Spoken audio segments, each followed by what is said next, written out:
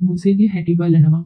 වදුරෙක් වගේ හිත ගියපු කෙල්ලට ආදරේ කිව්වාම කොල්ලෝ කෙල්ලෝ ඉස්සරහමට එහෙම කියලා ලැජ්ජා කරා. පිස්සුද බන්. කොහොම බොන්න එපා. යාළුවෝ කිව්වත් මං අඩියටම ගැහුවා. මෙහෙ එනවා යන්න. කොල්ලෝ මැද්දේ මෙච්චර එඩිතර කමක් තිබුණේ ඇයට විතරයි. පුංචි කාලේ ඉඳන් මගේ හෙළිය.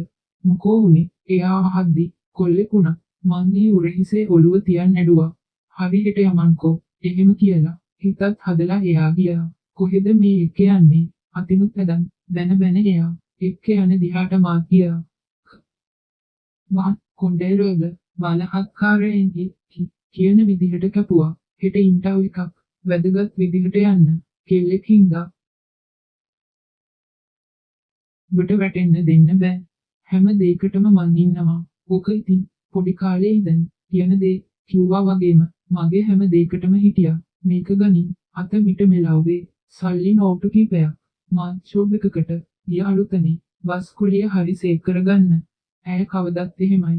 වත් එක පවා මට දීලා බඩගින්නේ හිටි දවස් තිබුණා. හිතුවට වඩා ජොබ් එක අල්ලලා ගියා. හොඳ පඩියකුත් ගත්තා. කොල්ලෝ සෙට් වෙන්න කතා කර රකිගේ කටට බයට උන් පස්සද හුවා බයික් එක ගත්තේ.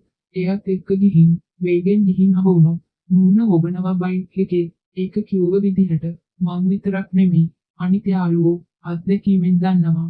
කිව්වා වගේම කරනවා කියලා. අම්මා කෙනෙක් වගේ බැන බැන පස්සේ නිදපු නිසා යන්තමින් ගේට් හදාගත්තා. ඒවන් බට වදුරා කියපු කෙල්ල හමු වෙලා ව ගැන ඇහුවා. යාළුවෙක් ඇවිත් කියනකොට එයාගේ රැවිල්ලට මං විතරක් නෙමෙයි උත් බය වුණා. හිඟන්නෙත් වැදහන්.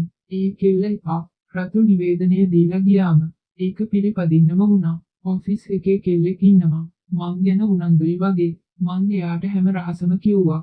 ඔයා ආදරය කරනවාට වඩා ඔයාට ආදරේ කෙනෙක් වදින්න.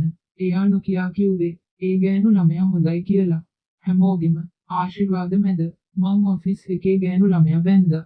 නංගි ඕන දෙයකට ඔයාලට මං ඉන්නවා. සතුටින් ඉන්න. මගේ නළලක් තිබලා අරේගේ නළලක් තිබලා එයා කිව්වා. මේ මොකද? වහත් වෙලා එයාට වදිනකොට එයා පුදුම වුණා. මගේ වයසේ වුණත් මගේ යාළුවා වුණත් ඇත්තටම මගේ අම්මා වගේ. ඉතින් වැන්දාට පව් නෑ. එහෙම කියලා පාත් වෙලා අපි දෙන්නම එයාට වැන්දාම එයාගේ අත ඔළුවේ ස්පර්ශ වෙනවා දැනුණා.